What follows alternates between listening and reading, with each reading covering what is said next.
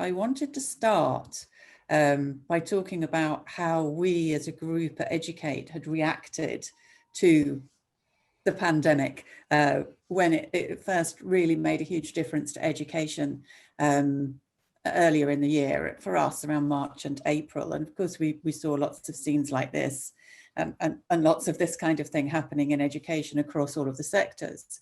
And so actually, we started off by conducting a research study to try and find out what was going on.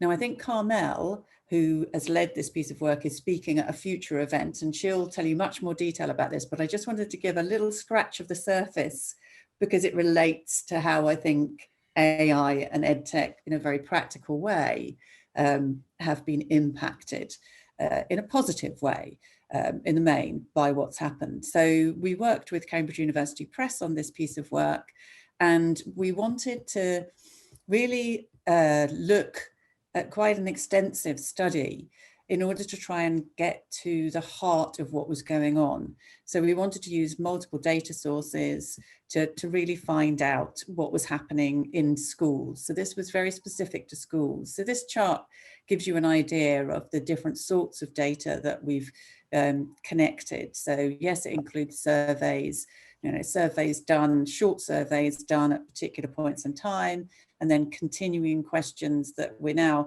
still asking. And so these numbers are always out of date because we're still asking a question a week to a group of participants who stayed with us all the way through. We've also looked at Twitter. We work with a company called TeacherTap, Parent Ping, who also do questions each day online, and they have a very balanced demographic amongst the people who answer those questions. We did interviews with educational leaders, interviews with parents. So it's quite an extensive piece of work, and I think that's important for the kinds of things that we're starting to see from it. So we started off looking at the literature, and there was a lot of agreement in what we found because, there've been quite a few reports on what's happening during the pandemic. And so, yes, unsurprisingly, it's important to have a systematic plan to keep children at school, particularly disadvantaged children or children from disadvantaged backgrounds. But we were in a situation at the start of this when they weren't in school in many parts across Europe. Definitely need to focus on increasing digital access as a priority because whatever the technology we're using, AI or not, if people haven't got good broadband, personal device, and indeed a quiet place to work and people around them who are going to validate the fact that they want to work, it's very hard for them to engage. But there are also plenty of positive messages that were coming across in the literature about some students actually benefiting from working online, communities coming together. And whilst the initial concern among parents was about the impact on their child's learning, this very much changed over time to be about mental and physical well-being. So thinking about what you were saying, Joseph and Stephen, that was definitely coming across in this data. And just some tiny little bits about what we found from our first survey. So this was back in April. So we found, a lot of support for questions that we asked, for example, about what we were calling the teaching transfer tap. So because I know the text on this is very small, so I'll just tell you what that question was. And this is the top right as I'm looking at the screen.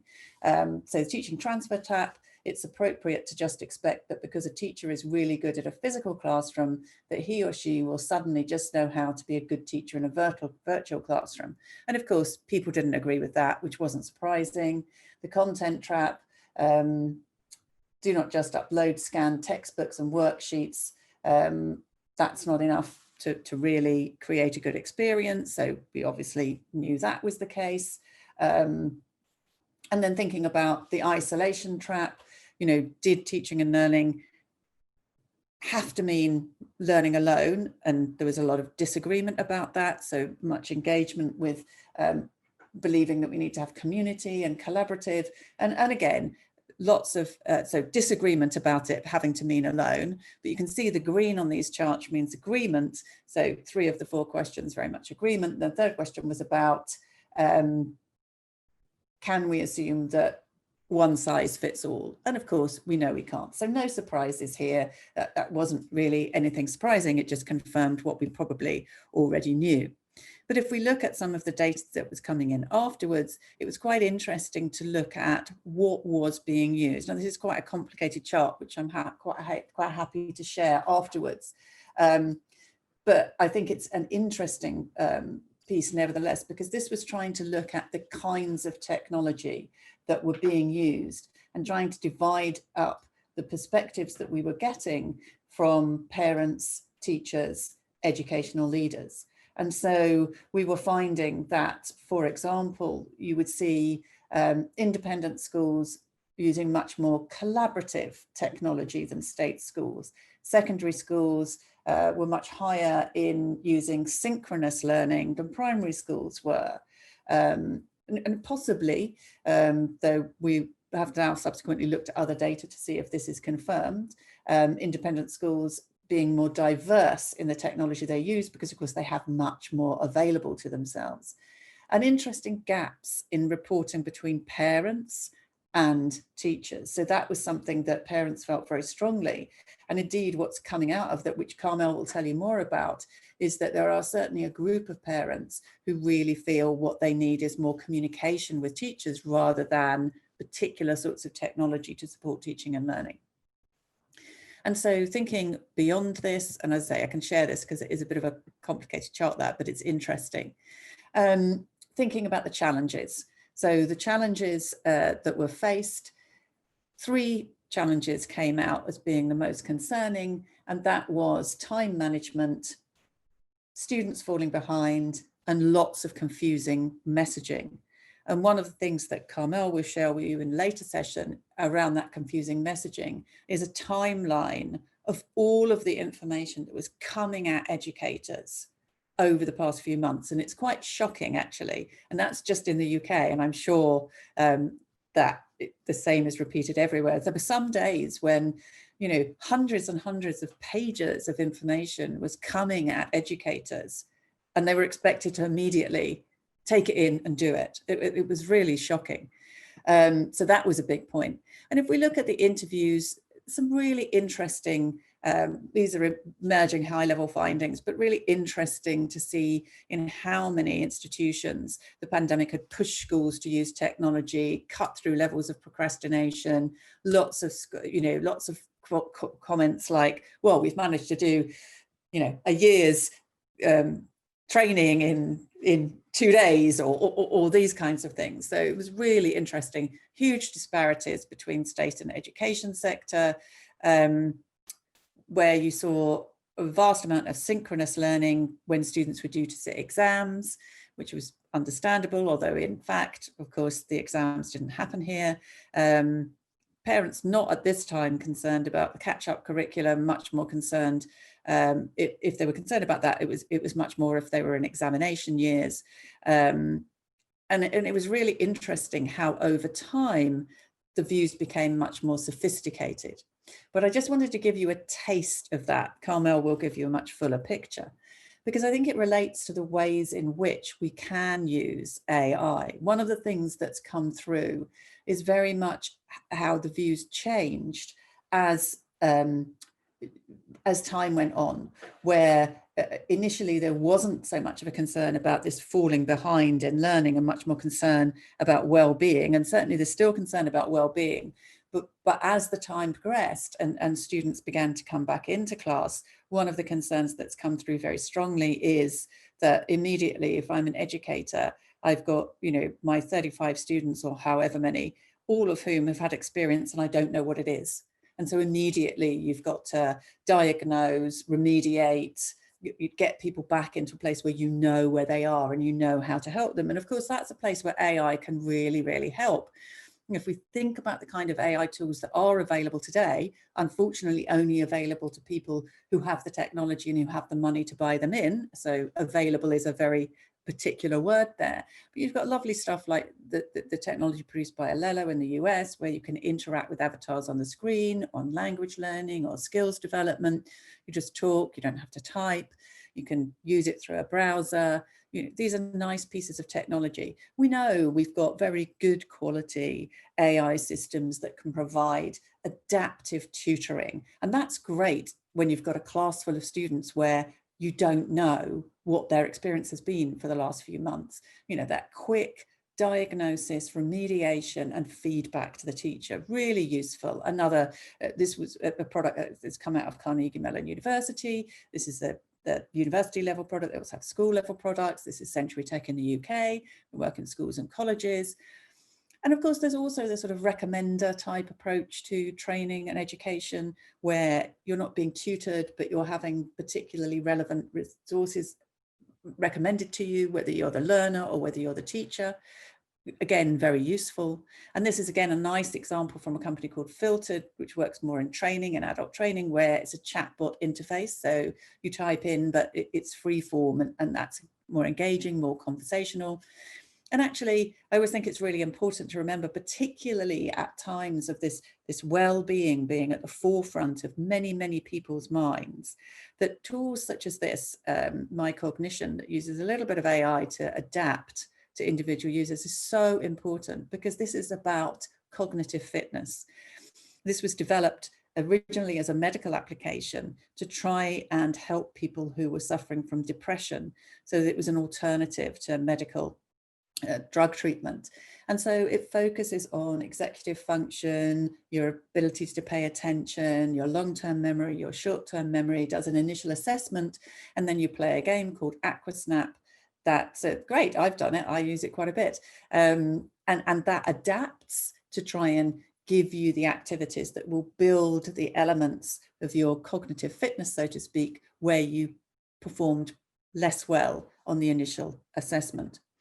And of course, we can also do things like this. This is SimSensei from University of Southern California, where you have an online avatar style mentor, coach, helping a student. And you can see from this image that the AI system is tracking the student's facial, emotional gestures, their speech, to try and get good feedback for that online mentor to really help that student. Again, very much about well-being, which is hugely important. And I always like to throw this in because I think it's so important to remember that AI is not just for adults, and parents can feel very stressed when nurseries and other daycare facilities are closed. So this is a little monitor. You can see it cloud shaped with a sun there, that can sit in a young infant's room and tracks the language development, the interactions that happen in that room, and provides advice for parents about how they can support their child's language and cognitive development. And this one, I think, this last example, I think is really important at this particular time. There's a company called Third Space Learning, where the AI is not upfront at all. This is a system that provides a human tutor for a human child, particularly students who are falling behind in maths and struggling. So no AI apparently at the interface, but it's a very expensive thing, one-to-one tutoring. We know it's effective, but it's very expensive. And so in order to assure quality of those interactions, you need to have a lot of people evaluating how good those interactions are between the tutor and the student. And so this company is, and we're helping them, is looking to use some AI at that point to help automate some of the evaluation, so you free up more people to actually do the tutoring, which is great, and an interesting use of AI. But of course, we need to think about what AI could be. We need to always think about the potential that AI brings. And I haven't got time to talk about it today, but I cannot do a talk that involves AI without talking about potential, because the huge potential is actually about recognizing the difference between human intelligence and artificial intelligence. Because artificial intelligence is very useful, and we've got lots of very smart technology, but it's nowhere near as intelligent as us humans, because we can do things, you know, we can reflect on ourselves, we can be metacognitive, we can reflect on our own cognition, our own behavior, our own emotional development, and learn from that. AI cannot do any of that, and yet we know that self-reflection, that self-regulation is fundamentally important to being good at learning. And being good at learning is precisely what we need to help people to be in order to deal with that fourth industrial revolution that Joseph and Stephen were talking about.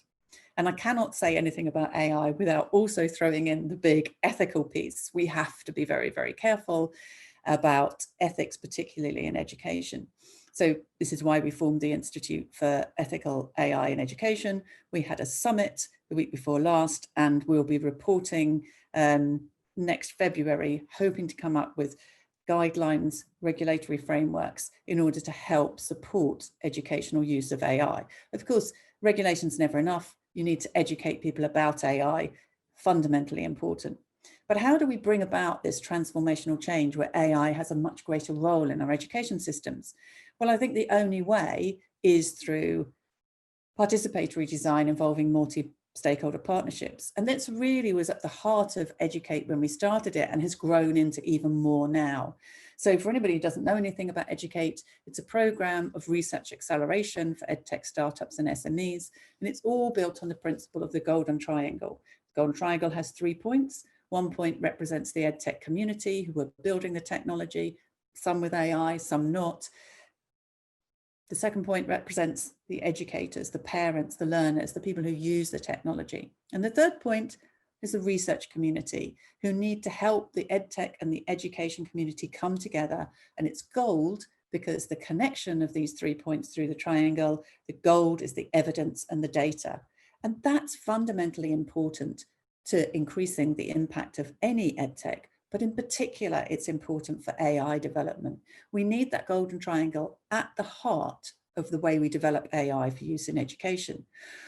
Because most educators don't know anything about AI, why would they? Most AI developers don't know anything about education. Anybody can start up an AI company. They don't need to know anything about education for it to be an AI and education company. So we really need to get these groups working together, because if we can do that, then we end up with educators understanding more about AI and AI developers understanding more about teaching and learning. And that's where the research community really comes in to try and broker these participatory cross-stakeholder partnerships that will develop far greater effective AI and help educators and AI developers understand more about each other. That's fundamentally important.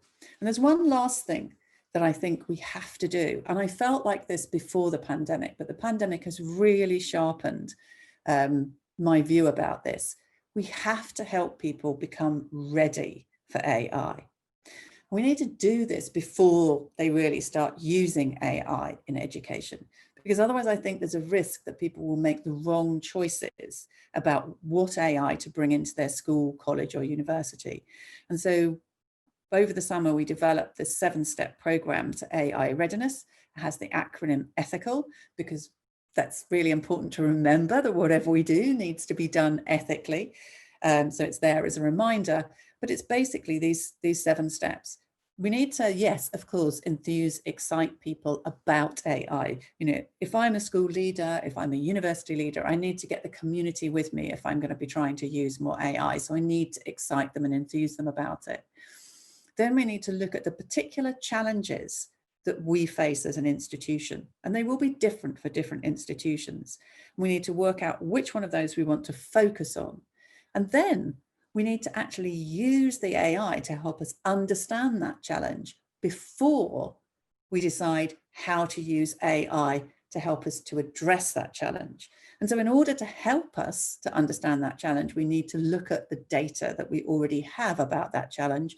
We need to look at the possibilities of connecting new data.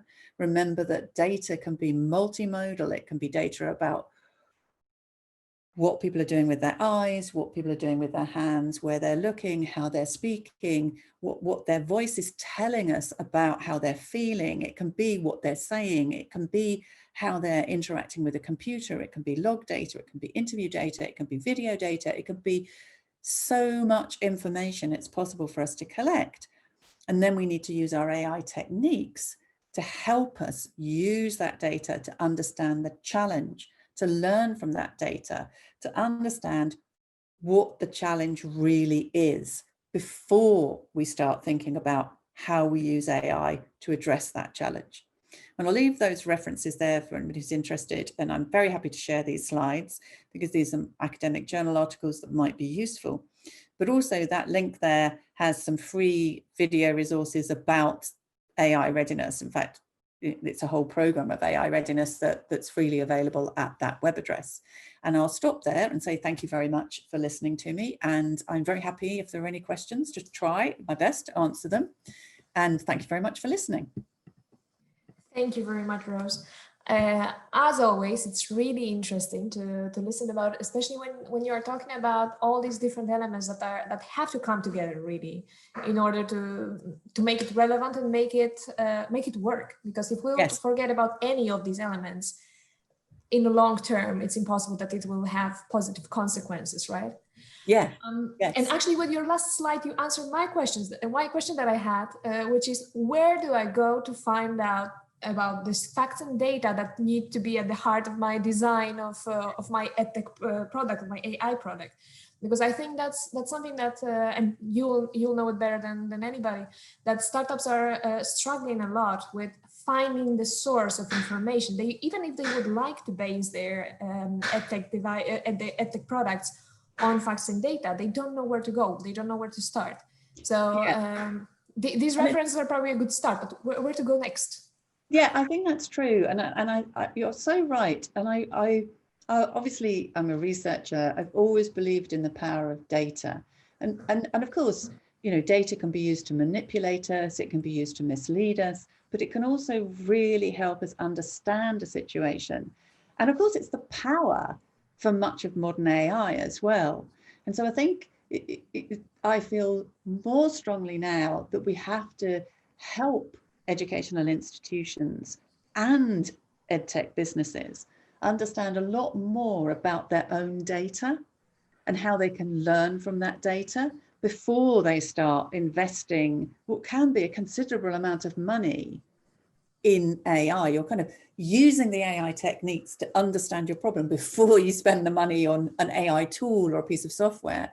And certainly the organizations that we've been working with over the past year, over the past few months, have been sometimes initially skeptical, but once they see what you can learn, they're without fail blown away, because they learn things that they just didn't know before. One CEO of a training company that we've been helping says that, it's completely changed their view of the business, because they thought, in this instance, they thought they understood what made a good trainee. And so they were recruiting people that they thought were right. And actually, when we really looked at the data and we added a little bit more data from some questionnaires and some nuanced interviews, actually they realized that the people who were doing really well weren't the people that had the characteristics they thought were the ones that they wanted. It was really interesting.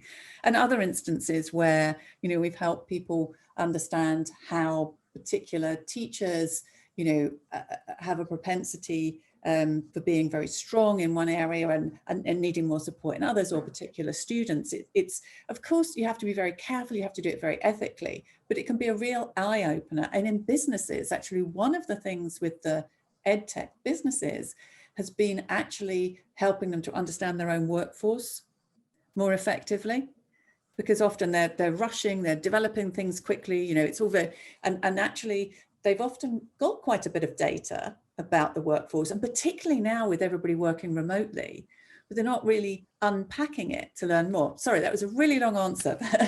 No, but it's really interesting. I'm actually thinking when designing any course, and completely out of the topic of educational technology, really, in that sense, but designing curriculums for new schools and new programs at schools, introducing this kind of those courses that could help people understand data and analyze their own work and their own data that they have. If I could have learned that at school, wow, where could I be? So I think it's really interesting. And anybody there who is right now working at school or designing programs, keep that in mind. Yeah, definitely. It can be really empowering. Definitely. I can see that we have some questions here from our participants. And question number 1, monitoring equals AI.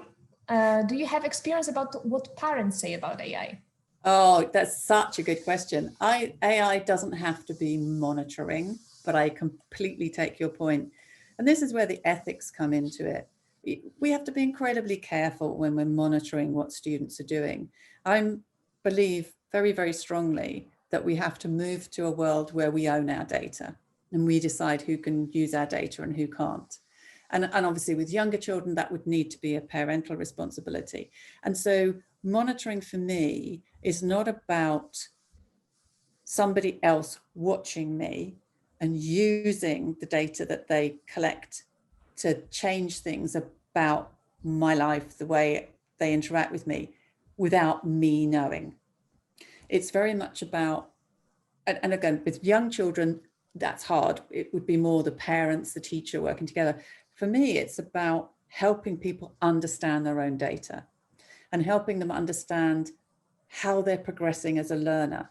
Because as we move further into the fourth industrial revolution, I honestly believe that learning to learn is the most important thing that we can develop. Because if we really understand deeply how to learn, then that's hugely important as we move through what is going to be uncertain. We're always going to be needing to be learning. You know, we've talked about lifelong learning for decades, but this is really here. And you know, maybe I start off in one area of work and actually I change quite fundamentally later on because I need to, because my first course of work isn't needed anymore. You know, it's been automated away or whatever, or people have changed. So for me, that monitoring is sort of the opposite of nudge philosophy. You know, nudge philosophy is all about helping people change their behaviors without them realizing. I'm the opposite of that. I think it's about monitoring and opening up so that people understand why they're behaving in a particular way and how that is helpful or isn't helpful to them. And that's where I think the teacher-parent role of mentoring and helping to interpret what the AI is saying. We don't want to move into a world where AI is making all the decisions for us, but we do want to use it to do a lot of that number crunching, all of that data, you know, but we as humans want to be interpreting at a certain point what that means and making those key decisions.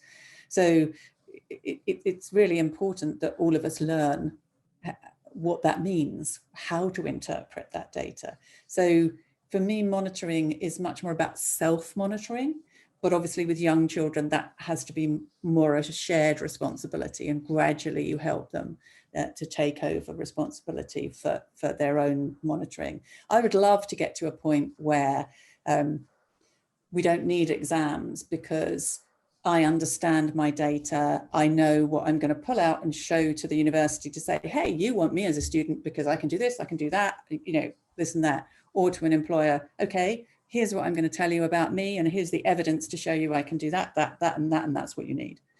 We're a long way off that, obviously. Well, it's something actually that we saw when being just in February on another intensive study program in Oulu. And it was a big surprise to me when we asked on one of the open sessions, we asked the teachers, so how do you monitor, how do you motivate students to actually learn? And they didn't understand the question. They didn't know how to answer it, because the students, I mean, the answer was, well, if they do not learn, they have bad grades. I mean, that was so obvious that the students are self-motivated because they understand that it's important for them. And I have a feeling that a little bit closer to the Central Europe and then Southern Europe, it doesn't exist what exists over there in Finland, right? Yeah. It's really interesting. Another question, and I will have to speed up a little bit because I see that we have a lot more questions here. That's great. But if we run out of time, if people want to contact me, I'll try and answer questions afterwards, so don't worry. Wonderful, thank you for that. So regarding education leaders building the right mindset in their community, how do you first build the right mindset among the school leaders? Is it already there? In the main, no. It's not already there. I think there are a lot of people recognizing they need it, but for me, what I see amongst a lot of teachers are people under a lot of pressure, worrying about how they get the job they need to do done in the time they have available to them. So I think it is hard. What I have found through experience works best is by being able to show how something like an increased understanding of data and using AI techniques, and then indeed using AI within your practice, can help them be better at their job, because that's what they all want. Everybody, I've never met a teacher who does not want to be the best teacher they can possibly be.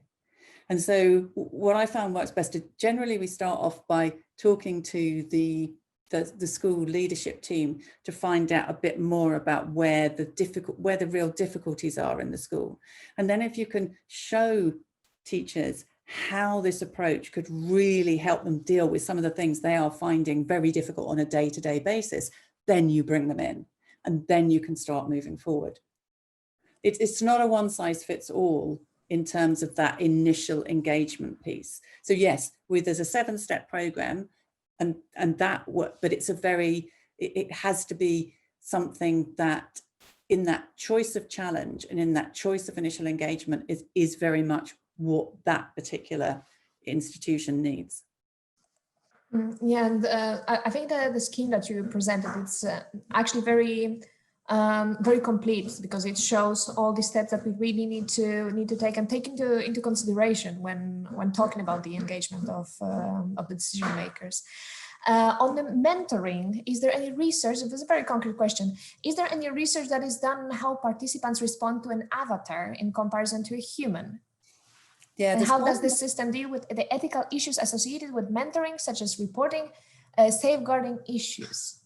Very complicated question. Yeah, there are various different research papers that look at the different modalities of mentoring. So an avatar as opposed to a human, as opposed to maybe just some text or just some audio. And the frustrating point is that the results are always, well, it depends. It depends on how good the avatar is. It depends on the context. It depends on the situation. Of course, the human one-to-one mentoring is always the best. But the problem with that is it's like our tutoring systems that are enabled by AI. None of them are as good as the expert human mentor, the expert human teacher tutoring one-to-one. But nobody gets that. Well, very, very, very few people get that. So we have to be realistic.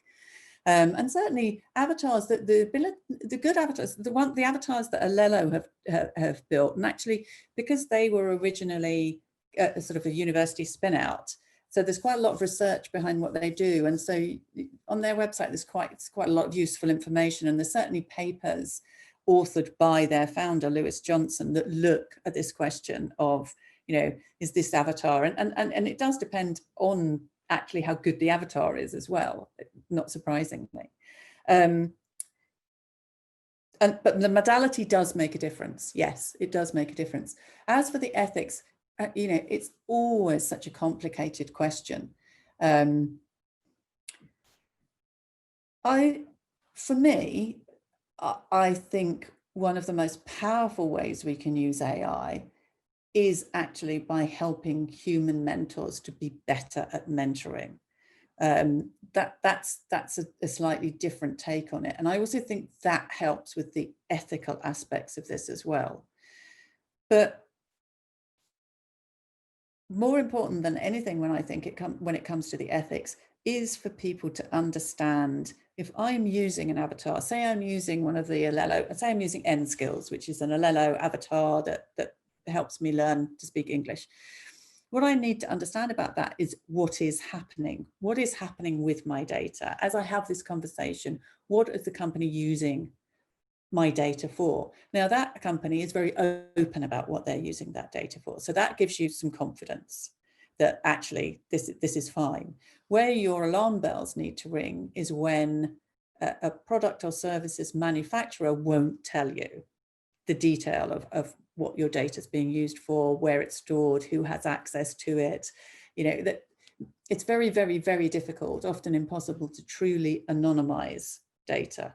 Because once you start combining pieces of data, you start to realize that you can actually identify the individual. So we have to be very careful about that. But then it comes back to this need for people to understand data and AI. You need to understand it in order to know the right questions to ask.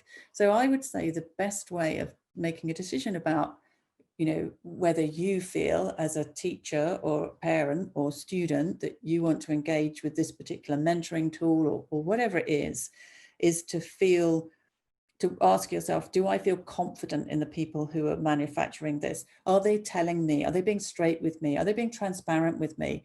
Are they trying to fob me off with language I don't understand?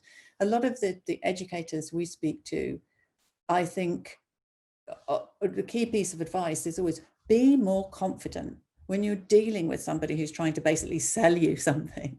Don't be fobbed off, especially don't be fobbed off by this, oh, it's commercially sensitive. You know, no, tell me what's happening. I don't need to know the technical detail, just tell me in language I understand what's happening. Then I think you can feel much more comfortable about engaging with it and about the ethics of what's happening. But for this EETN, when our report comes out in the spring from the Institute for Ethical AI and Ed, I'm really happy to share it across the piece, if that might be helpful. It will definitely be helpful. And I know that in spring we are organizing the last ISP of this project by Leuven in Belgium. So Wim, if you are there, take a note. I'm sure that we will be happy to present the report over there. And the last question, do you have a particular school in mind, public or independent, which is leading the way regarding the use of AI at K-12? Well, that's interesting. It's maybe not the obvious schools who are leading the way when it comes to K-12. We have a school, well, it's actually a group of independent schools, and this is where it's hard. So, you know, independent schools have the money to be able to do the things that many state schools can't, and that's a problem.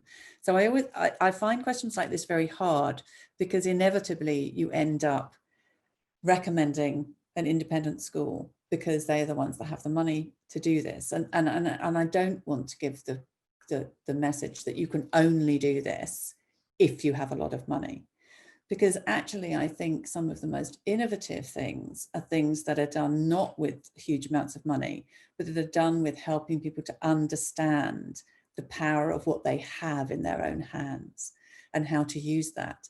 And so I hedge away from identifying a particular school. I can think of two immediately, but they're both independent and I don't really want to go there. But I think the schools that I admire are those that are willing to engage with trying to help their staff, their students, to get on board with AI thinking. And that doesn't cost a lot of money. You know, that can be done. Even some of the most basic artifacts that we have access to on our phones, in our homes, can be used as teaching tools to help people understand more about AI and how to therefore squeeze the most out of the technology that they have.